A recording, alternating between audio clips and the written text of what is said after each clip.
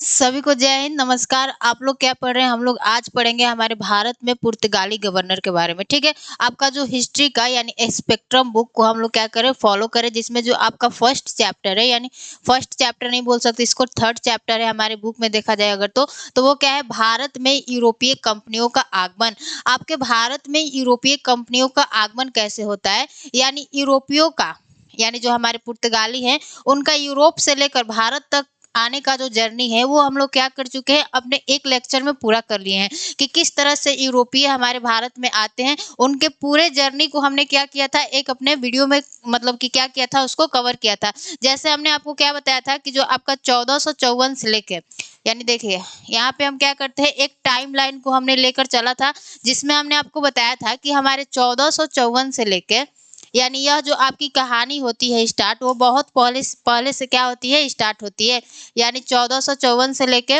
और हम आपको क्या किए थे, आपके 1498 तक, यानी पुर्तगालियों के आगमन तक हम क्या कर दिए थे, आपको कहानी बता दिए थे कि किस तरह से पुर्तगाली हमारे भारत में आते हैं। और जो हमारा बोल सकते हैं कि वास्को डी गामा है, वो 1498 में हमारे केरल के कालीकट तट पर पहुंचता है, और वहां पर जो चीजें होती है उस सारे चीज को हमने आपको बता दिया था।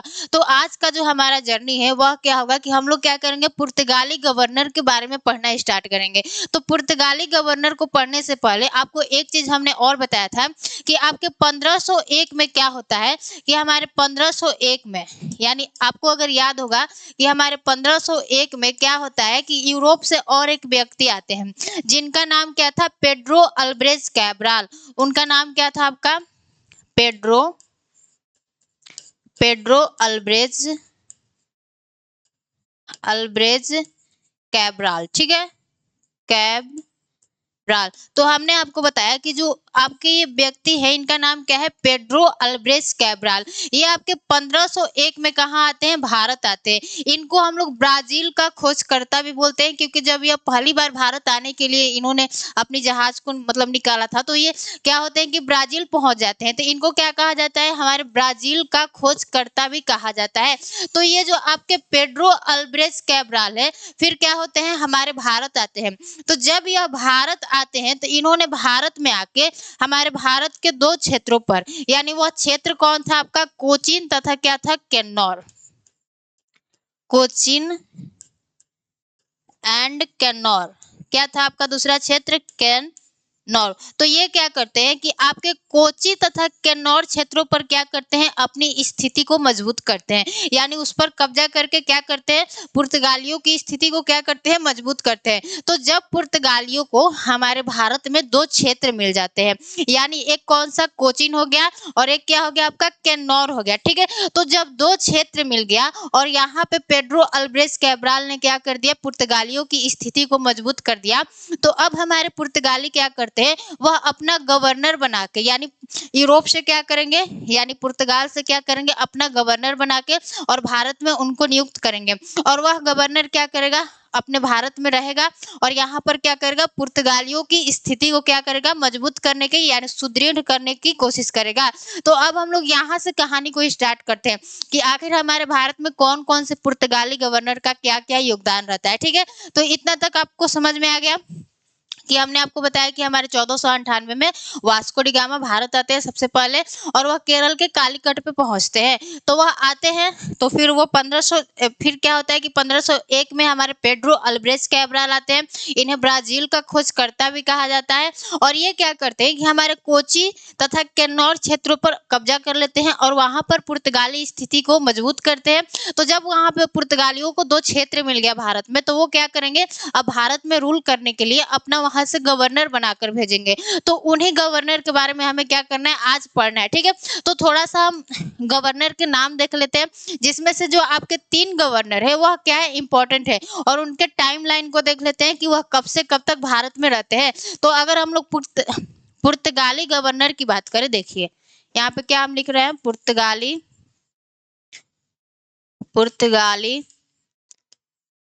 गवर्नर,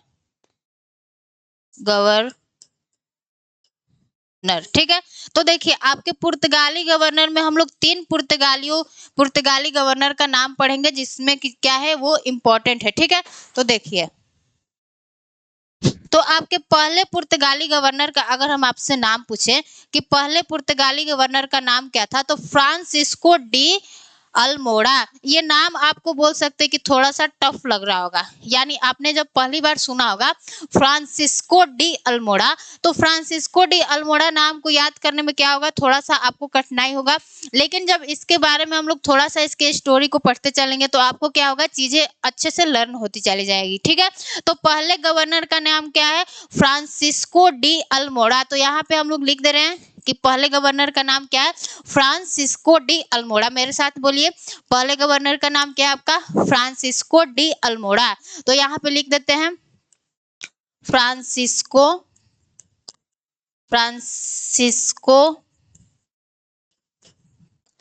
डी अल्मोड़ा,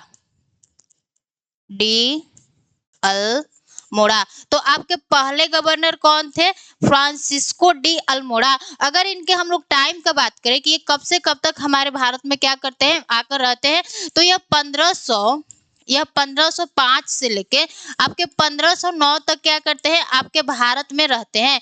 तो इनके कार्यकाल को हम लोग थोड़ा सा आगे मतलब अभी पढ़ेंगे, थोड़ा सा पहले गवर्नर का नाम देख लेते हैं। ठीक है, और फिर आपके दूसरे गवर्नर कौन है, आपके दूसरे गवर्नर का नाम क्या है, अल्फांसो डी अल्बुकर्क। यानी पहले का क्या नाम है, फ्रांसिस्को डी अल्मोड़ा। मेरे साथ बोलिए, क्या नाम है, फ्रांसिस्को डी अल्मोड़ा। और दूसरे गवर्नर का क्या नाम है आपका, अल्फांसो डी अल्बुकर्क। यानी यहाँ पे क्या है, अल्फांसो डी अल्बुकर्क, ठीक है, अल्फांसो डी अल्बुकर्क।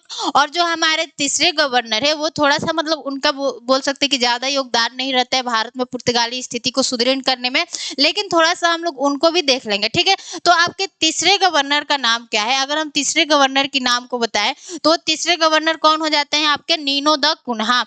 उसके बारे में बुक में थोड़ा सा चीजें बताई गई है, तो हम भी क्या करेंगे, उसके बारे में थोड़ा सा जानकारी लेते हुए चलेंगे। ठीक है, तो आपके तीसरे गवर्नर का नाम क्या है, नीनो द कुन्हा।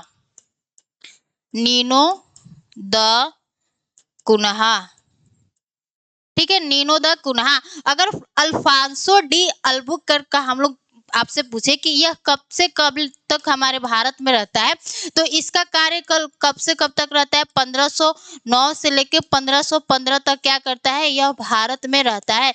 और नीनो द कुन्हा का कार्यकाल आपको बताना है। ठीक है, तो फ्रांसिस्को डी अल्मोड़ा हमारे पहले पुर्तगाली गवर्नर बनकर आते हैं। और जो आपका अल्फांसो डी अल्बुकर्क है, यानी अल्फांसो डी अल्बुकर्क है, यह हमारा पुर्तगाली गवर्नर में सेकंड नंबर पर का क्या था, गवर्नर था। और फिर आपका नीनो द कुन्हा। तो इस तरह क्या है, आपके पुर्तगाली गवर्नर यानी 3 पुर्तगाली गवर्नर है, इनके हमने नाम को लिख लिया।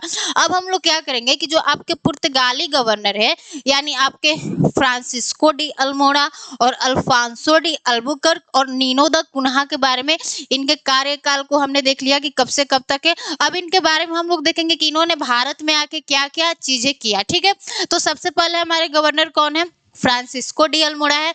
तो ये तो बात जाहिर सी है कि जब पुर्तगाल से ये गवर्नर बनकर आ रहे हैं तो इनका ज्यादा से ज्यादा कोशिश क्या होगा कि हम लोग भारत में क्या करें, पुर्तगाली स्थिति को सुदृढ़ करें और ज्यादा से ज्यादा क्षेत्रों पर क्या करें, कब्जा करें। यही तो इनका बोल सकते हैं कि गोल था ना। तो देखिए अब हम लोग क्या करते हैं, आपके पहले गवर्नर यानी जो आपका पहला पुर्तगाली गवर्नर था वह क्या था आपका, फ्रांसिस्को डी अल्मोड़ा। अब इसके बारे में हम लोग थोड़ा सा देखते हैं कि आखिर इसका क्या योगदान रहता है हमारे भारत में। तो देखिए यहाँ पे क्या आपका पहला governor Francisco de Almora, Francisco de Almora.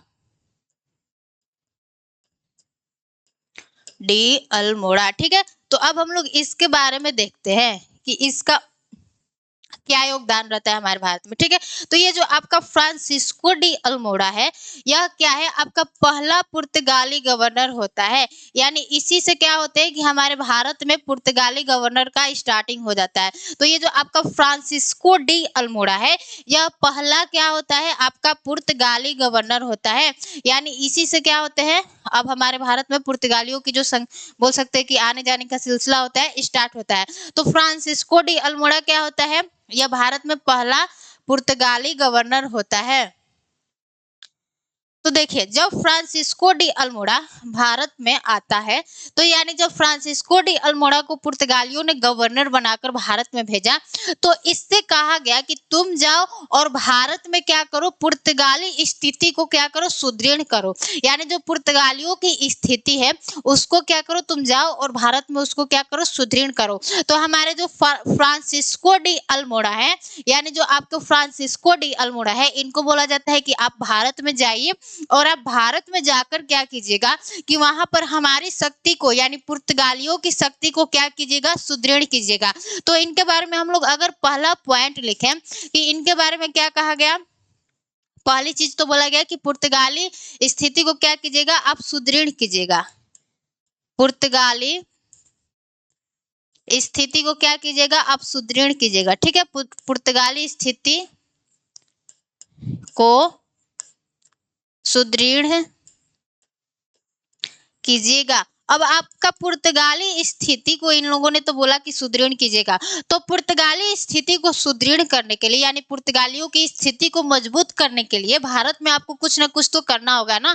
यानी भारत में जो लोग पहले से अपनी स्थिति को मजबूत कर चुके हैं, उनको आपके मतलब उनके साथ आपको क्या करना पड़ेगा, थोड़ा सा युद्ध मतलब बोल सकते हैं कि करना पड़ेगा, तभी तो आप उसको रिप्लेस करके अपनी स्थिति को क्या कर पाओगे, मजबूत कर पाओगे।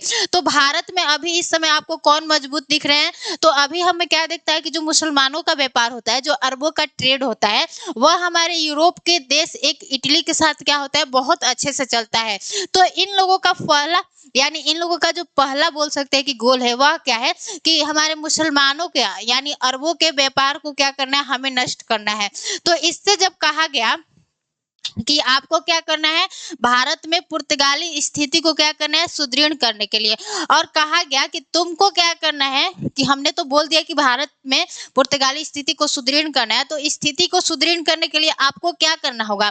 तो उन लोगों ने बताया कि आपको गल्फ ऑफ अदेन, होर्मुज स्ट्रेट तथा आपको मलक्का स्ट्रेट पर क्या करना होगा, कब्जा करना होगा, और कब्जा करके जो मुसलमानों का व्यापार है उसे क्या करना होगा, नष्ट करना होगा, यानी डिस्ट्रॉय करना होगा।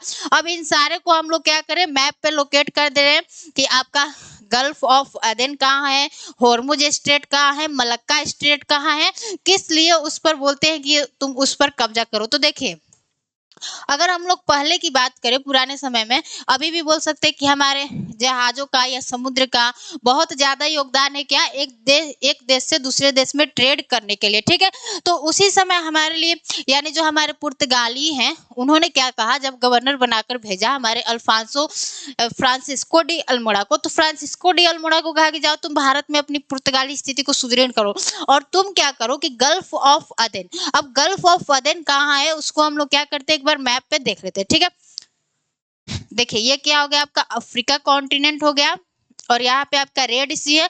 थोड़ा सा आप लोग एटलस का सहारा लिया कीजिए। ठीक है, जब भी आप पढ़ा करते हो हिस्ट्री या बोल सकते हैं जियोग्राफी, कुछ भी। ठीक है, तो देखिए ये हो गया आपका इंडिया, और यहाँ पे क्या है, हमारे छोटे छोटे क्या है, आइलैंड्स हैं, यानी यहाँ पे छोटे छोटे द्वीप है। तो इन्होंने क्या बोला कि आपको यहाँ पे, इतना सभी को तो समझ में आता होगा ना कि यहाँ पे क्या हमारा रेड सी है, यानी यहाँ पे क्या है आपका रेड सी है। ये जो छोटा सा यानी पतला सा जो नैरो वाटर बॉडी दिख रहा है, इसको हम लोग क्या कहते हैं, रेड सी कहते हैं, रेड सी। और यहीं पर क्या है आपका, यहीं पर अगर हम लोग थोड़ा सा मैप आपको याद होगा, तो यहाँ पे आपको क्या देखने को मिलता है, गल्फ ऑफ अदेन। ठीक है, यहाँ पे क्या है आपका गल्फ ऑफ अदेन है, यानी गल्फ ऑफ अदेन। इसी गल्फ ऑफ अदेन से होकर हम लोग क्या करते हैं कि भारत से कोई भी निकलता है और इस रेड सी से होते हुए क्या करता है, यहाँ पर ऊपर क्या है आपका मेडिटेरियन सी है, यानी भूमध्य सागर है। ठीक है, यहाँ पर क्या है आपका भूमध्य सागर है। फिर यहाँ से क्या होता है आपका यूरोप है, तो यूरोप में यहाँ पे ये क्या हो गया, पुर्तगाल हो गया, ये पुर्तगाल हो गया, और ये आपका स्पेन हो गया। ठीक है, तो ऐसे रेड सी से जाते जाते फिर मेडिटेरियन सी से फिर यहाँ पे व्यापार हुआ करता था। ठीक है, तो इतना आपको चीजें समझ में आ गया कि हमारा गल्फ ऑफ अदेन कहाँ है। और फिर किस पे इसने बोला, आपको होर्मुज स्ट्रेट पर बोला। आपका होर्मुज स्ट्रेट कुछ यहाँ पर देखने को मिलेगा, होर्मुज स्ट्रेट। ठीक है, होर्मुज स्ट्रेट, ठीक है। तो होर्मुज स्ट्रेट आपका यहाँ पर है और आपका गल्फ ऑफ अदन यहाँ पर है और आपका मलक्का स्ट्रेट कहाँ है। अगर थोड़ा सा आपकी जियोग्राफी अच्छी होगी, जो आपका वर्ल्ड मैपिंग है वो अच्छा होगा, तो सभी चीजें आपको अच्छे से समझ में आ रही होगी कि जो हमारा मलक्का स्ट्रेट है, आपका मलक्का स्ट्रेट यहाँ पर है, यानी मलक्का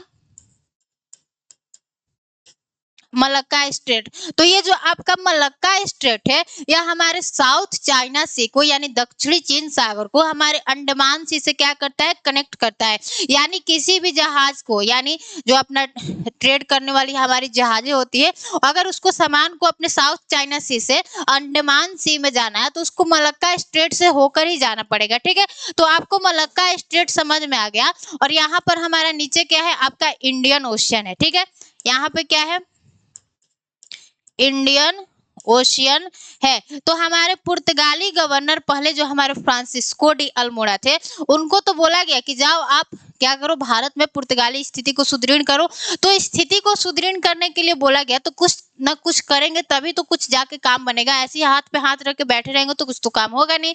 तो बोला गया कि आपको क्या करना है, आपको गल्फ ऑफ अदेन। अब आपको गल्फ ऑफ अदेन थोड़ा सा आपको दिमाग में समझ में आ रही होगी, क्या मैम कहाँ है गल्फ ऑफ अदेन? तो हमारे रेड सी के पास में एक खाड़ी है, उसी को हम लोग क्या कहते हैं, गल्फ ऑफ अदेन कहते हैं, ठीक है। तो आपका गल्फ ऑफ अदेन, आपका होर्मुज स्ट्रेट तथा मलक्का स्ट्रेट पर क्या बोला गया, अल्मोड़ा को, कि तुम इन सारे जो हमारे वाटर बॉडीज है, जहां से हमारी समुद्री जहाजें होकर गुजरती है, तुम वहां पर क्या करो, अपना वर्चस्व स्थापित करो, यानी उस पर तुम अपना कब्जा करो, ठीक है। तो इसके कहने का मतलब क्या है कि उन्होंने कहा कि पूरे इंडियन ओशियन पर, यानी जो पूरा अपना ये जो आपका है इंडियन ओशियन, उस पर क्या करना है, तुमको अपना डोमिनेंस स्थापित करना है। डोमिनेंस स्थापित करने का मतलब क्या हो गया, अपना वर्चस्व स्थापित करना है, जिससे क्या हो सके, हमारा जो समुद्र से होने वाला व्यापार है उस पर हमारा अपना कब्जा हो सके, ठीक है। तो इसलिए बोला गया कि आपको क्या करना है, इस गल्फ ऑफ अदेन, होर्मुज स्ट्रेट तथा मलक्का स्ट्रेट पर आपको कब्जा करना है और कब्जा करके जो मुसलमानों का व्यापार है उसे क्या करना है, नष्ट करना है, ठीक है। तो आपको ये मैप पर चीजें समझ में आ गया कि यहीं से क्या होता था, मुसलमानों का जो लाभकारी व्यापार था वो हुआ करता था। तो जब इस बात को बोला गया, यानी अल्मोड़ा को ये बात बोला गया, तो जब पहले से जो व्यापार कर रहे थे वो चुप तो रहेंगे नहीं, तो उन्होंने क्या किया, यानी पहले से व्यापार किसका हो रहा था, इटली का एक शहर है, क्या नाम है, वेनिस। तो जो वेनिस के राजा थे उन्होंने इजिप्ट के राजा से बोला, यहाँ पे आपको देश एक देखने को मिलेगा, उसका नाम क्या है, इजिप्ट। उसको क्या कहते हैं, हिंदी में मिस्र कहते हैं। तो वेनिस ने इजिप्ट से कहा कि तुम क्या करो, इस रेड सी में क्या करो, अपनी चौकसी बढ़ा दो। चौकसी बढ़ाने का मतलब क्या हो गया कि तुम यहाँ पे और ज्यादा से ज्यादा सेना उना को लगा दो, जिससे क्या हो सके कि जो हमारे पुर्तगाली है वो क्या कर सके, हमारे व्यापार को क्या कर सके, डिस्ट्रॉय नहीं कर सके। क्योंकि जो उनका लाभकारी व्यापार था वो कहीं ना कहीं पुर्तगालियों के हस्तक्षेप के कारण क्या हो रहा था, मतलब खतरे में पड़ रहा था। तो इसलिए जो हमारे बोल सकते हैं कि इटली के राजा है या बोल सकते हो वेनिस के, तो उन्होंने हमारे इजिप्ट के राजा से क्या कहा कि तुम क्या करो, इस रेड सी में ज्यादा से ज्यादा और सेना को बढ़ा दो, जिससे ये जो हमारा पुर्तगालियों का हस्तक्षेप है वो हमारे व्यापार को क्या कर सके, प्रभावित ना कर सके। तो जब ये बात बोला गया तो आपके 1508 में क्या होता है, एक युद्ध होता है। उस युद्ध का नाम क्या था, चौल का युद्ध। यानी 1508 में क्या आपको देखने को मिलता है, 1508 में आपको क्या देखने को मिलता है, चौल का युद्ध, ठीक है। 1508, तो 1508 का जो आपका बोल सकते हैं कि डेट है, इसको याद करना है कि 1508 में आपको कौन युद्ध करता है, आपका अल्मोड़ा, चौल का युद्ध, ठीक है। तो 1508 में आपका क्या होता है, चौल का युद्ध। अब इस चौल के युद्ध में कौन जीतता है और कौन पराजित होता है उसको हम लोग देखते हैं, ठीक है। तो आपको हमने क्या बताया कि जो आपका इजिप्ट है वह क्या करता है कि आपके रेड सी में क्या करता है, चौकसी को बढ़ा देता है। चौकसी का मतलब सेना उना को बढ़ा देता है, तैनाती ज्यादा वहां पे करता है। तो जिससे क्या होता है कि 1508 में क्या होता है, आपके चौल का युद्ध होता है। अब इस चौल के युद्ध में आपके इजिप्ट यानी जो आपका मिस्र है, इजिप्ट तथा गुजरात की संयुक्त नौसेना ने, यानी इजिप्ट और जो हमारे गुजरात के राजा थे वो भी क्या हो जाते हैं, इजिप्ट से मिल जाते हैं। इन दोनों की हमारी जो ज्वाइंट नेवी है वह क्या करती है, हमारे अल्मोड़ा को पराजित कर देती है। और इस चौल के युद्ध में यानी 1508 के चौल के युद्ध में क्या होता है कि जो अल्मोड़ा का बेटा होता है वह भी क्या हो जाता है, इस युद्ध में मारा जाता है। तो यह युद्ध क्या था, अल्मोड़ा के लिए बहुत बोल सकते हैं कि एक मतलब कि बोल सकते हैं कि खराब था उसके लिए, ठीक है। क्योंकि इसमें क्या होता है कि जो आपका अल्मोड़ा का बेटा होता है वह क्या हो जाता है, इस चौल के युद्ध में मारा जाता है। तो इसमें हमने क्या बताया, इस चौल के युद्ध का निष्कर्ष क्या निकलता है कि आपके इजिप्ट यानी इजिप्ट प्लस गुजरात की संयुक्त नौसेना ने, गुजरात की ज्वाइंट नेवी ने, ठीक है, यहाँ पे हम क्या लिख दे रहे हैं, ज्वाइंट नेवी ने, ज्वाइंट नेवी ने क्या कर दिया कि जो हमारा अल्मोड़ा था, अल्मोड़ा को क्या कर दिया, पराजित कर दिया। यानी पहला पुर्तगाली गवर्नर कौन बनकर आया था, आपका अल्मोड़ा था। अल्मोड़ा क्या हो जाता है, इस युद्ध में क्या हो जाता है, हार जाता है। और सबसे उसके लिए खराब बात क्या थी कि इस युद्ध में उसका जो बेटा था, यानी जो अल्मोड़ा का बेटा था, वह भी क्या हो जाता है, मारा जाता है। तो इस युद्ध में अल्मोड़ा का बेटा क्या हो जाता है, यानी जो उसका बेटा था, बेटा क्या हो गया, मारा गया, मारा गया। तो इतना चीजें आपको समझ में आ गई कि हमारे 1508 में जो हमारे फ्रांसिस्को डी अल्मोड़ा है, उन्हें क्या करना पड़ता है, उन्हें एक युद्ध लड़ना पड़ता है। वह युद्ध कौन सा था आपका, 1508 का चौल का युद्ध। इस चौल के युद्ध में हमारे इजिप्ट तथा गुजरात की संयुक्त नौसेना ने हमारे फ्रांसिस्को डी अल्मोड़ा को पराजित कर दिया। और इस युद्ध में सबसे बड़ी मतलब बोल सकते हैं कि बुरी बात क्या हुआ कि इसमें जो अल्मोड़ा का जो बेटा था वह क्या हो जाता है, मारा जाता है। अब हमारे फ्रांसिस्को डी अल्मोड़ा को क्या लेना रहता है, बदला लेना रहता है। उसके बेटे की मृत्यु का क्या लेना रहता है, बदला लेना रहता है। तो जो आपके अल्फांसो डी अल्मोड़ा है, उनका अगर हम बोल सकते हैं कि कार्यकाल 1508 तक का ही था। तो लेकिन 1508 में क्या होता है कि उनके बेटे की हत्या हो जाती है। तो वह हमारे पुर्तगाल के राजा से रिक्वेस्ट करते हैं कि हमारा कार्यकाल क्या कीजिए, आप 1 साल के लिए बढ़ा दिया जाए, ताकि हम क्या करें, अपने बेटे की मृत्यु का क्या कर सके, बदला ले सके, ठीक है। तो इसलिए हमारे जो फ्रांसिस्को डी अल्मोड़ा है, उनके कार्यकाल को 1 साल के लिए बढ़ा दिया जाता है कि ठीक है, तुम अपने बेटे का बदला ले लो, ठीक है। अगर तुम्हारे बेटे की हत्या कर दिया है उन लोगों ने, तो तुम एक और युद्ध कर लो और उसमें क्या करो, अपने बेटे की हत्या कर दो। तो आपका 1509 में, यानी 1509 में क्या होता है, आपका एक और युद्ध होता है। उस युद्ध का नाम क्या होता है, आपका दीव का युद्ध। यानी 1509 में क्या होता है, आपका दीव का युद्ध है, दीव का युद्ध। तो इस युद्ध में क्या होता है कि जो हमारा अल्मोड़ा होता है, यानी फ्रांसिस्को डी अल्मोड़ा क्या होता है, जीत जाता है और अपने बेटे की मृत्यु का क्या कर लेता है, बदला ले लेता है। तो अल्मोड़ा क्या होता है, अल्मोड़ा आपका युद्ध जीत जाता है। तो जब फ्रांसिस्को डी अल्मोड़ा हमारे भारत में एज ए पुर्तगाली गवर्नर बनकर आता है, तो उसको 2 युद्ध क्या करना पड़ता है, लड़ना पड़ता है। अब जिसमें से फर्स्ट वॉर क्या था आपका, 1508 का चौल का युद्ध। अब इस 1508 के चौल के युद्ध में क्या होता है, गुजरात तथा इजिप्ट की संयुक्त नौसेना ने हमारे अल्मोड़ा को पराजित कर दिया। और जो अल्मोड़ा का बेटा था वह इस युद्ध में क्या हो जाता है, मारा जाता है, ठीक है। तो फिर उसने अपने बेटे की मृत्यु का बदला लेने के लिए उसने क्या किया, अपने कार्यकाल को पुर्तगाल के राजा से कहकर 1 साल के लिए बढ़वा लिया, ठीक है। तो फिर वह क्या करता है, आपका 1509 में, यानी 1509 में क्या करता है, वह दीव का युद्ध लड़ता है। अब इस दीव के युद्ध में क्या होता है, आपका जो अल्मोड़ा है वह युद्ध को क्या करता है, जीत जाता है और अपने बेटे की मृत्यु का क्या कर लेता है, बदला ले लेता है। तो अब इसका क्या हो जाता है, भारत से इसका कार्यकाल क्या हो जाता है, समाप्त हो जाता है। तो अब हम लोग देख लेते हैं कि आखिर जब फ्रांसिस्को डी अल्मोड़ा को बोला गया था कि तुम क्या करो, इसको तो एक और काम दिया गया था, सॉरी, कि तुम क्या करो, गल्फ ऑफ अदेन, हॉर्मुज स्ट्रेट और इस मलक्का स्ट्रेट पर तुम्हें क्या करना है, कब्जा करके पूरे इंडियन ओशियन पे क्या करना है, अपना डोमिनेंस बनाना है, यानी अपना वर्चस्व बनाना है। तो इस काम को जो हमारे फ्रांसिस्को डी अल्मोड़ा है वह कर नहीं पाते। इस काम को पूरा कौन करता है? आपके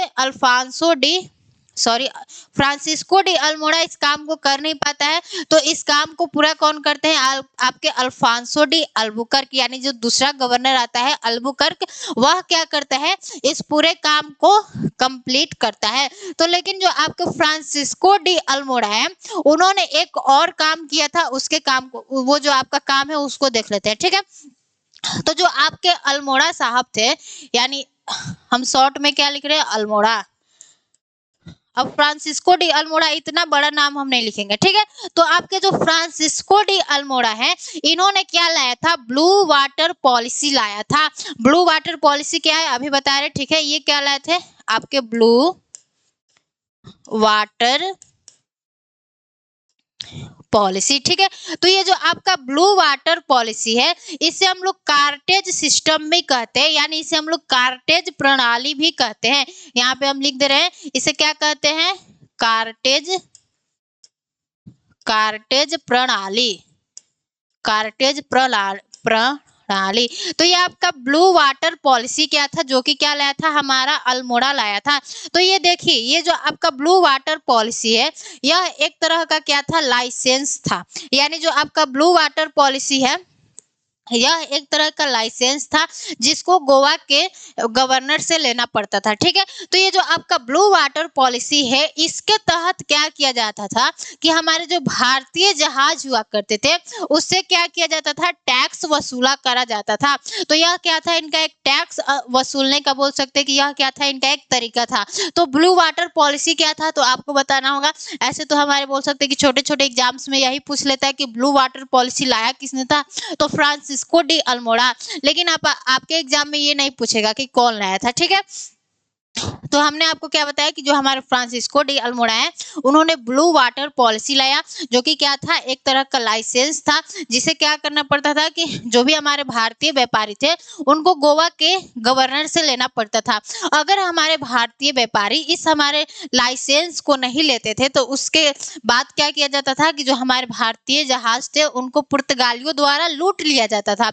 यानी अगर आप टैक्स को पे नहीं करते हो, टैक्स नहीं देते हो, अगर आप ब्लू वाटर पॉलिसी से, यानी इसके तहत में जो आपका लाइसेंस लेने का तरीका बताया गया था, अगर आप उस लाइसेंस को नहीं लेते हो तो जो पुर्तगाली थे वह क्या करते थे? भारतीय जहाजों को लूट लेते थे। तो ये पुर्तगालियों को बोल सकते हैं कि जो पुर्तगालियों के पतन का कारण था, ये सबसे एक बड़ा कारण था कि वह तो आते हैं भारत में व्यापार करने के लिए, लेकिन वह क्या करने लगते हैं? लूटपाट करने लगता है, ठीक है। तो आपका बोल सकते हैं कि ब्लू वाटर पॉलिसी क्या था? आपको समझ में आ गया कि इसको लाते कौन है? हमारे फ्रांसिस्को डी अल्मोड़ा लाते हैं। और यह क्या था? आपका एक तरह का लाइसेंस था जिसको हमारे भारतीय व्यापारियों को गोवा के गवर्नर से लेना पड़ता था। अगर हम लोग इस लाइसेंस को नहीं लेते थे तो हमारे जहाजों को क्या कर लिया जाता था? पुर्तगालियों द्वारा लूट लिया जाता था। तो इसने बोल सकते हैं कि आपके ओशियन में, समुद्र में अपना डोमिनेंस बनाने के लिए इसने इस तरीका को सोचा। तो अल्मोड़ा क्या लाता है? आपका ब्लू वाटर पॉलिसी लाता है। इतना सभी को बातें समझ में आ गई कि अल्मोड़ा के बारे में हमने क्या क्या चीजें पढ़ा। थोड़ा सा हम लोग क्या कर लेते हैं? रिवीजन कर लेते हैं कि हमने आपको क्या बताया कि जो आपका फ्रांसिस्को डी अल्मोड़ा है वह हमारे भारत में पहला पुर्तगाली गवर्नर बनकर आता है।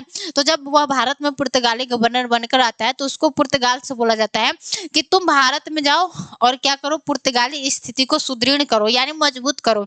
तो पुर्तगाली स्थिति को मजबूत करने के लिए इससे बोला जाता है, तो क्या बात बोला जाता है कि तुम क्या करना कि जो हमारे जो भी वाटर बॉडीज है जहां से क्या होती है? जहाजें गुजरती है, जहां से ट्रेड किया जाता है, उस पर क्या करना है? तुमको कब्जा करना है। तो इससे बोला जाता है गल्फ ऑफ अदेन, हॉर्मुज स्ट्रेट और मलक्का स्ट्रेट पर तुमको क्या करना है? कब्जा करना है। और जो मुसलमानों का लाभकारी व्यापार है उसको क्या करना है? नष्ट करना है। तो जो ये बात सुनकर जो हमारे अरब देश के जो भी मुसलमान थे और जो इटली के राजा थे यानी वेनिस के, वो भी क्या हो जाते हैं? डर जाते हैं। और जो वेनिस के राजा थे उन्होंने इजिप्ट से कहा कि तुम क्या करो? रेड सी में क्या करो? अपनी सेना को बढ़ा दो, यानी चौकसी बढ़ा दो, जिससे क्या होता है कि 1508 में क्या होता है? आपका युद्ध होता है। वह युद्ध कौन सा था? आपका 1508 का युद्ध क्या था? हमने आपको बताया कि अल्मोड़ा 2 वॉर हमारे भारत में लड़ता है, जिसमें से आपका फर्स्ट वॉर कौन था, आपका 1508 का चौल का युद्ध, जिसमें क्या होता है कि जो आपका अल्मोड़ा था वह हार जाता है हमारे इजिप्ट तथा गुजरात के संयुक्त नौसेना के सामने, और इस युद्ध में अल्मोड़ा का बेटा भी मारा जाता है। फिर हमने क्या कहा कि अल्मोड़ा को अपने बेटे का यानी बेटे की हत्या का बदला लेना था, तो वह क्या करता है, इसका कार्यकाल तो 1508 तक था, लेकिन वह पुर्तगाल के राजा से बोलकर अपने कार्यकाल को 1 साल के लिए बढ़ाता है, और 1509 में वह क्या करता है, दीव का युद्ध लड़ता है, जिसमें क्या करता है कि अल्मोड़ा जीत जाता है। फिर अल्मोड़ा को हमने आपका एक और चीज बताया इसके बारे में कि यह क्या करता है, आपका ब्लू वाटर पॉलिसी लेकर आता है, जो कि क्या था, एक तरह का लाइसेंस था, जिसके तहत हमारे भारतीय जहाजों से टैक्स वसूला जाता था। तो आपको फ्रांसिस्को डी अल्मोड़ा के बारे में इतना चीजें समझ में आ गया। अब जो हमारे दूसरे गवर्नर बनकर आएंगे अल्फांसो डी अल्बुकर्क, अब हम लोग अल्फांसो डी अल्बुकर्क के बारे में क्या करते हैं, चीजों को देखते हैं। ठीक है, तो पहले गवर्नर के बारे में आपको चीजें समझ में आ गई, उनके बारे में क्या क्या बातें था, बस ज्यादा याद नहीं करना है उनके बारे में, 3 पॉइंट उनके बारे में याद करना है। 1508 में चौल का युद्ध, 1509 में दीव का युद्ध, और ब्लू वाटर पॉलिसी किसने लाया था, तो ये 3 ही बात उनके बारे में याद करना है। ठीक है, तो फ्रांसिस्को डी अल्मोड़ा सबको याद हो गया। अब हम लोग क्या करते हैं, जो आपके दूसरे गवर्नर थे पुर्तगाली गवर्नर अल्फांसो डी अल्बुकर्क, उनको देखते हैं। ठीक है, तो ये थोड़ा सा नाम आपको इधर उधर होता होगा, लेकिन एक का अल्मोड़ा है और दूसरे का क्या नाम है, अल्बुकर्क। ठीक है, तो देखिए अब हम लोग किसको देखते हैं, Al Alfonso de Albuquerque, Alfonso Alfonso de Albuquerque, इसको बोल सकते हैं कि यह आपका क्या था, एक अल्बुकर्क, यह आपका एक महान, बोल सकते हैं कि महान तो नहीं, एक योग्य क्या था, व्यक्ति था। तो जो आपका अल्फांसो डी अल्बुकर्क है, इसके हम लोग अगर कार्यकाल का बात करें, यानी इसका टाइम पीरियड कहाँ से कहाँ तक रहता है, तो यह 1505 यानी 1509 से लेके हमारे 1515 तक भारत में रहता है। ठीक है, तो अब इसके बारे में हम लोग क्या करते हैं, पढ़ना स्टार्ट करते हैं। देखो थोड़ा सा ऊपर कर लेते हैं अल्फांसो डी अल्बुकर्क को। तो हमने आपको क्या बताया कि अगर पुर्तगाली स्थिति को सुदृढ़ करने में अगर किसी भी व्यक्ति का ज्यादा योगदान है, तो वह किसका योगदान है, आपका अल्फांसो डी अल्बुकर्क का है। यानी इसी को क्या बोल सकते हैं कि यह वास्तविक, बोल सकते हैं कि ऐसा व्यक्ति था जो कि क्या करता है, भारत में पुर्तगालियों की स्थिति को क्या करता है, मजबूत करता है, यानी सुदृढ़ करता है। जितनी बातें हमारे अल्मोड़ा से बताई गई थी कि तुमको क्या करना है, समुद्र पर अपना वर्चस्व स्थापित करना है, जिससे क्या हो सकेगा कि जो मुसलमानों का व्यापार है वह वहां से वो उनका व्यापार नष्ट हो जाएगा, और हम लोग क्या करेंगे, उनका स्थान ले लेंगे। तो उन सारे काम को कौन करता है पूरा, तो आपके अल्फांसो डी अल्बुकर्क करते हैं। तो यह आते ही क्या करता है, यानी जब अल्फांसो डी अल्बुकर्क आता है, तो यह आते ही 1510 में एक ऐसा काम करता है जो कि बोल सकते हैं कि बहुत ही, वहीं से हमारे भारत के क्षेत्रों पर कब्जा करना ये लोग स्टार्ट करते हैं। ठीक है, तो यह 1510 में क्या करता है, देखिए 1510 में यह क्या करता है कि बीजापुर के शासक आदिल शाह से हमारे गोवा को छीन लेता है। ठीक है, तो यह 1510 में क्या करता है, बीजापुर के शासक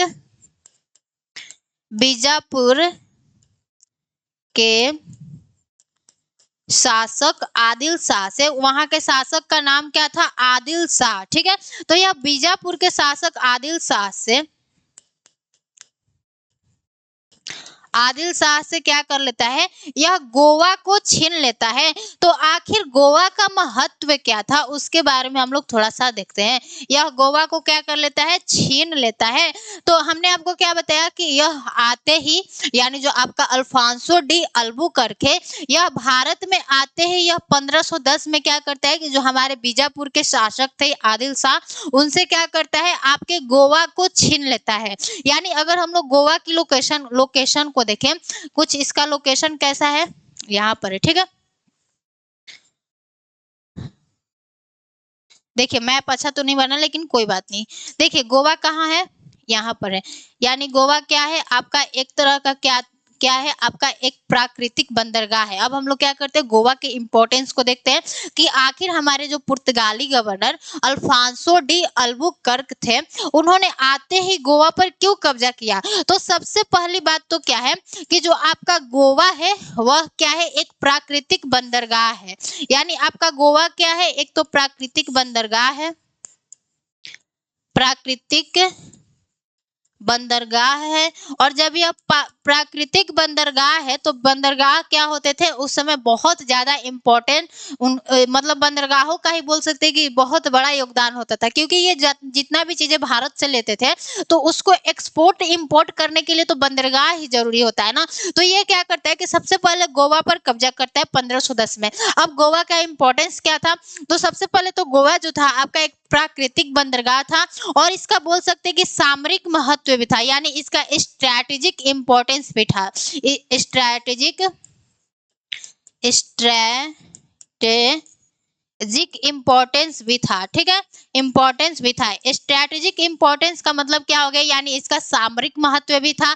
और गोवा से क्या करते हैं कि गोवा से जो हमारे पुर्तगाली है, यह गोवा से क्या करते हैं कि जो मालाबार व्यापार, यानी जो यहाँ पर जो मालाबार तट का क्या है, व्यापार है। यानी यहाँ पे आपको क्या देखने को मिलेगा, मालाबार कोस्ट देखने को मिलेगा। यहाँ पर क्या है आपका मालाबार कोस्ट। तो अगर हमारे पुर्तगालियों ने गोवा पर अधिकार कर लिया तो उनको बहुत बड़े मतलब बोल सकते हैं कि फायदे हुए, ठीक है। तो पहला फायदा क्या था कि गोवा एक तो क्या था आपका प्राकृतिक बंदरगाह था, और जो आपका गोवा है उसका कुछ स्ट्रैटेजिक इंपॉर्टेंस भी है।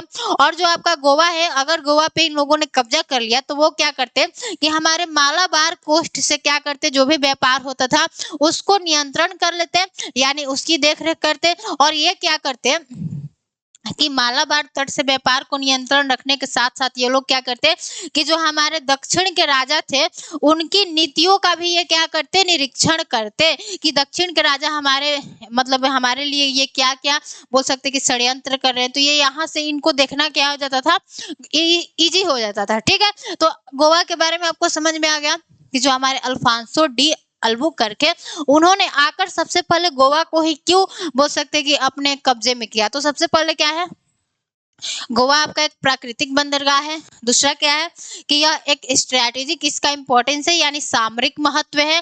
और इसका तीसरा क्या है बात कि यहाँ से क्या करते जो हमारे पुर्तगाली है वह मालाबार तट का व्यापार नियंत्रण करने के साथ ही क्या करते कि जो हमारे दक्षिण के राजा थे उनकी नीतियों का निरीक्षण करते कि जो दक्षिण के राजा है हमारे खिलाफ क्या क्या कॉन्स्पिरेसी कर रहे हैं, यानी क्या जासूसी कर रहे हैं, ठीक है।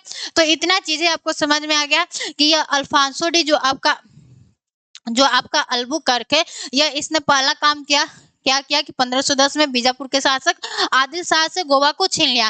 फिर यह 1515 में क्या करता है, यानी 1515 में क्या करता है कि यह मलक्का तथा होर्मुज स्ट्रेट पर भी क्या कर लेता है, कब्जा कर लेता है। तो यह 1515 में जो कि किसको बोला गया था, अल्मोड़ा को बोला गया था, लेकिन उस काम को करता कौन है, आपका अल्बुकर्क, ठीक है। तो यह 1515 में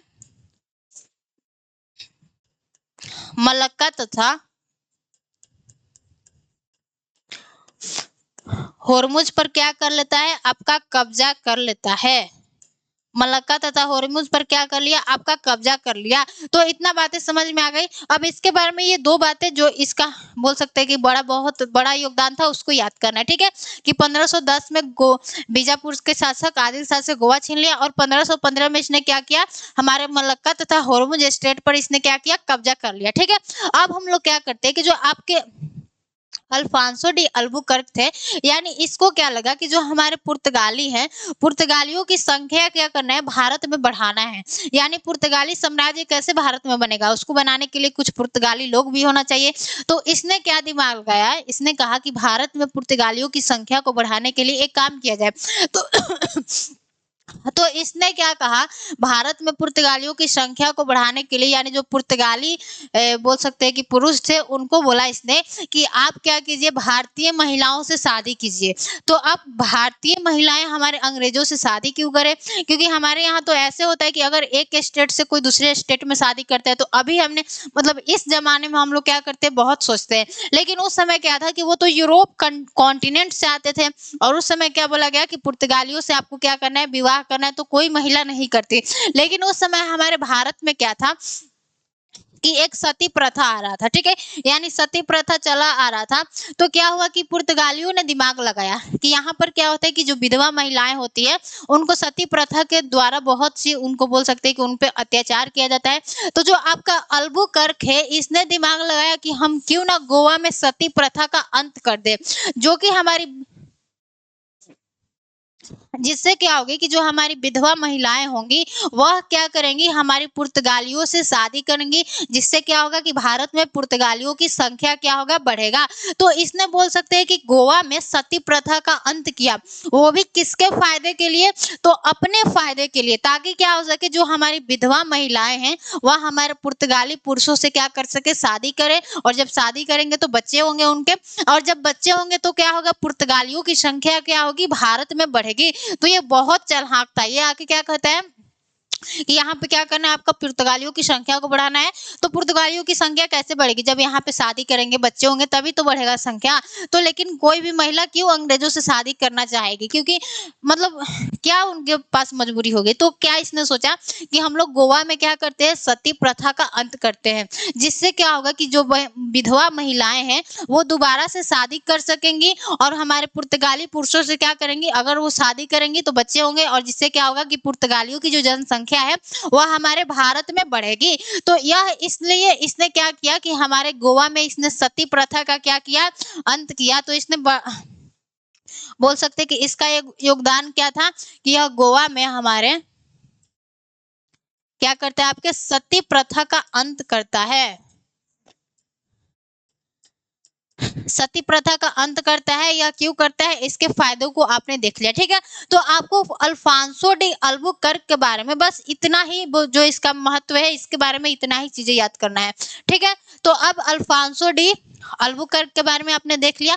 अब हम लोग देखते हैं कि जो हमारा लास्ट गवर्नर था नीनो द कुन्हा, उसका क्या योगदान होता है पुर्तगालियों की स्थिति को सुदृढ़ करने में, ठीक है। तो हमारा लास्ट गवर्नर कौन सा है आपका, नीनो, अच्छे से लिखते हैं, ठीक है, नीनो द कुन्हा। तो उस इसके कार्यकाल को हमने क्या बोला है कि आपको बताना है, ठीक है, कि इसका कार्यकाल कब से कब तक था हमारे भारत में। तो यह कुछ ज्यादा नहीं करता है, बस इसके बारे में एक चीज आपको याद रखना है कि जो पुर्तगालियों का बोल सकते हैं कि मुख्यालय हुआ करता था, वह कहाँ हुआ करता था, आपका कोची हुआ करता था। कोची कहाँ है, आपके केरल में है। तो इसने क्या किया कि जो हमारे पुर्तगालियों का मुख्यालय कोची हुआ करता था, यानी यहाँ पे मान लीजिए आपका क्या, कौन सा शहर है, कोची है, ठीक है। तो इसने पुर्तगालियों के मुख्यालय को हमारे कोची से कहाँ ट्रांसफर कर दिया, इसने गोवा ट्रांसफर कर दिया।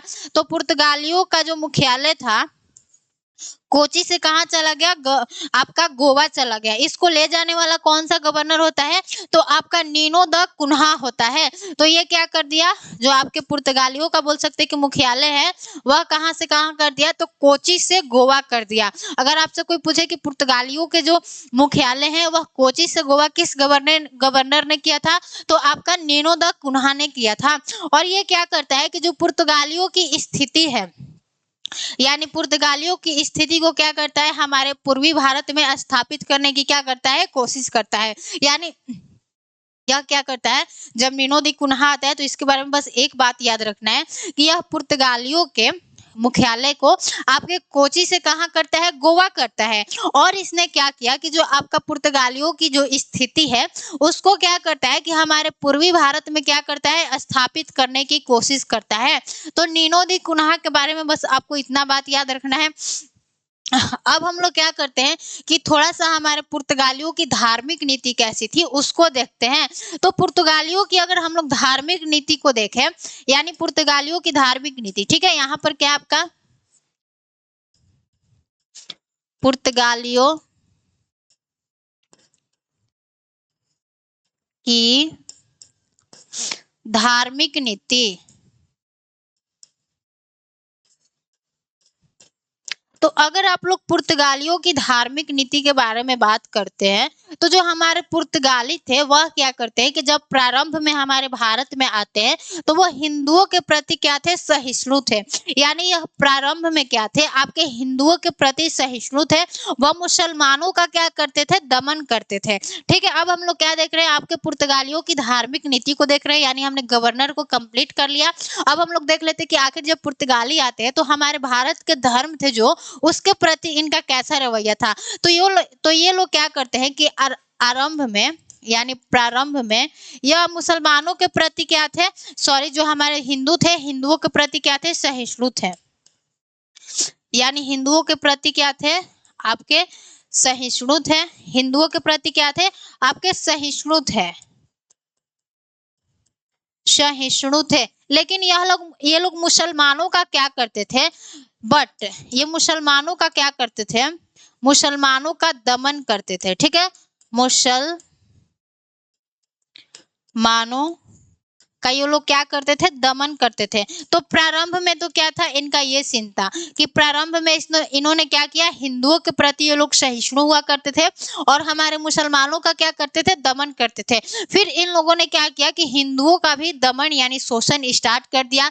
तो फिर एक समय आता है कि क्या होता है कि जो हमारे अकबर है, उन्होंने क्या किया कि हमारे बोल सकते हैं कि हमारा जो ईसाई धर्म है, यानी उन लोगों का जो ईसाई धर्म है, वहां पर वह रुचि लेने लगता है। तो जो हमारे पुर्तगाली लोग थे वो क्या सोचते हैं कि क्यों ना हम लोग अकबर को क्या करें, हमारे ईसाई धर्म में क्या करें, कन्वर्ट कर दे। क्योंकि जब एक ही धर्म के दो लोग होते हैं तो आपस में बोल सकते हैं कि एक अच्छा तालमेल बनता है। तो इसलिए इन लोगों ने क्या कोशिश किया कि हम लोग क्या करते हैं कि जो आपका पुर्तगालियों है, यानी जो हमारे अकबर है, उनको हम लोग क्या करते हैं, ईसाई धर्म में परिवर्तित कर देते हैं। तो आपने एक सुना होगा कि जो हमारे अकबर है, उन्होंने हमारे इबादत खाना की स्थापना किया था, जिसमें क्या होता है कि शुक्रवार के सभी धर्मों के लोग आते थे और अपने अपने धर्म की विशेषता बताते थे। तो उसी हमारे इबादत खाना में इन लोगों ने क्या सोचा कि हमारे जो ईसाई धर्म के जो गुरु हैं, जेसुइट यानी जेसुइटो इनको बोला जाता था, तो इनको हम लोग भेजकर क्या करेंगे, अकबर को हमारे ईसाई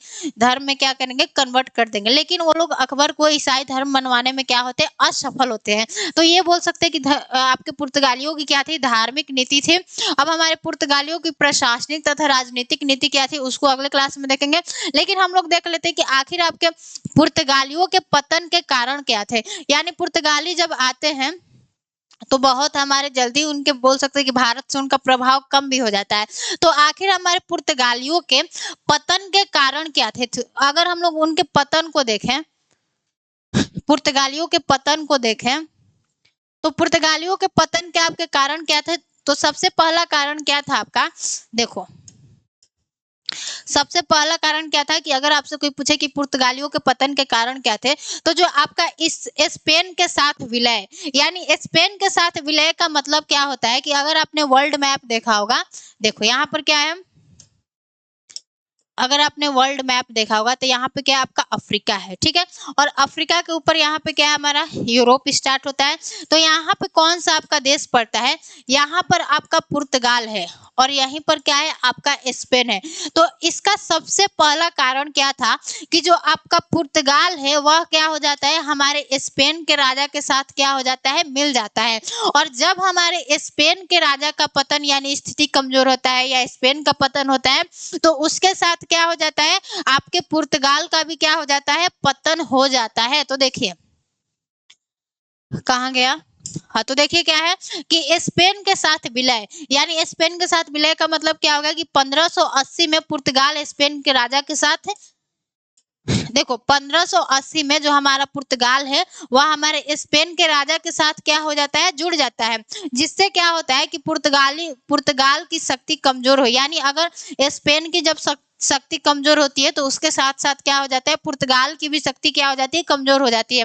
और दूसरा कारण क्या था कि नौसैनिक शक्ति का क्षय, यानी जो उनकी नेवी थी उनकी क्या हो जाता है, क्षय हो जाता है। मतलब 1588 के नौसेना युद्ध में अंग्रेजों ने स्पेन को हराया, जिससे स्पेन की नौसैनिक शक्ति क्या हो गई, कमजोर हो गई। अब हमने आपको स्टार्टिंग में ही बताया कि जो आपका पुर्तगाल है वह क्या हो जाता है, स्पेन के राजा के साथ जुड़ जाता है। तो जहां जहां आपका स्पेन की स्थिति जब कमजोर होती है, या स्पेन की नेवी को हमारे अंग्रेजों ने हराया करता था, अंग्रेज यानी हराया करते थे, तो क्या होता था कि आपके पुर्तगाल की भी स्थिति क्या हो जाती थी, कमजोर होती जा रही थी। क्यों? क्योंकि जो आपके पुर्तगाल और स्पेन थे, दोनों आपस में क्या हो जाते हैं, मिल जाते हैं। तो यहाँ पर आपने क्या देखा कि 1588 में उनके यानी स्पेन के नेवी को कौन हराते, अंग्रेज हराते, लेकिन स्थिति किसकी मजबूत कमजोर होती है, आपके पुर्तगाल के। क्यों? क्योंकि जो आपके पुर्तगाल के राजा थे वो अभी क्या हो जाते हैं, हमारे स्पेन के राजा के साथ क्या हो जाते हैं, मिल जाते हैं। और बोल सकते हैं कि कुछ कुछ उनकी आंतरिक कमजोरियां भी थी। यानी यहाँ पे बोल सकते हैं कि जो हमारे सम्राट थे वह क्या थे, निरंकुश थे, यानी वह अपनी मनमानी करते थे, और व्यापारियों का कम प्रभाव शामिल था। यानी जब अंग्रेज आते हैं तो अंग्रेजों का क्या था, यानी ब्रिटिश ईस्ट इंडिया कंपनी जब हमारे भारत में आती है तो वहां पर हम लोग देखते हैं कि ब्रिटिश ईस्ट इंडिया कंपनी ज्यादा मजबूत होती है हमारे भारत में, किसके तुलना में, ब्रिटेन की महारानी की तुलना में। लेकिन यहाँ पर क्या होता है कि जो आपका हमारे पुर्तगाल के राजा हैं उनका ज्यादा प्रभाव देखने को मिलता है, किसके तुलना में, हमारे व्यापारियों की तुलना में, जो कि ये भी क्या था, एक आपका कारण था पुर्तगालियों के पतन के। तो बस आज के लिए इतना ही रखते हैं। और पुर्तगालियों की असफलता के कारण क्या थे, तो एकाधिकार व्यापार यानी मोनोपोली ट्रेड, और क्या था आपका धार्मिक असहिष्णुता। यानी जब वो आते हैं पुर्तगाली तो वह क्या करने लगते हैं कि आपके धर्म में क्या करने लगते हैं, परिवर्तन करने लगते हैं। वह क्या करते हैं, ज्यादा से ज्यादा लोगों को क्रिश्चियनिटी में क्या करने लगते हैं, कन्वर्ट करने लगते हैं। लेकिन आपका जब बोल सकते हैं कि आपका उद्देश्य ही क्या हो जाए, भटक जाए, यानी आप जिस काम के लिए आए हो, यानी वो लोग क्या करने आए थे, व्यापार करने के लिए आए थे, लेकिन वो क्या करने लगते हैं, आपके धर्म का परिवर्तन करवाने लगते थे, जो कि क्या था, एक सबसे बड़ा कारण था इनके पतन का। फिर क्या था आपका हिंसा और लूटमार। हमने आपको पहले ही बताया था कि वह क्या करते थे, भारतीय जहाजों से बोल सकते हैं कि बहुत से टैक्स लिया करते थे, और अगर कोई भारतीय जहाज उनको टैक्स नहीं देता था तो वो लूट मार करते थे। तो ये जो आपके इनके पतन का जो कारण था वह क्या था, एक लूट मार भी था। यानी ये लोग क्या करने लगते हैं, डकैती लूट मार करने लगते हैं भारत में, जो कि क्या बनता है, इनके पतन का कारण बनता है। तो उम्मीद करते हैं कि आपको पुर्तगाली गवर्नर के बारे में अच्छे से समझ में आया होगा कि कैसे इनकी जर्नी को हमने स्टार्ट किया, और फिर हमारे पुर्तगालियों का कैसे पतन होता है उसको हमने देखा। अब जो हमारा नेक्स्ट टॉपिक होगा वह क्या होगा, डच को देखेंगे, ब्रिटिश ईस्ट इंडिया कंपनी को देखेंगे, और फ्रांसीसियों को देखेंगे। ठीक है, तो आज के लिए बस इतना ही रखते हैं। तब तक के लिए सभी को जय हिंद, नमस्ते।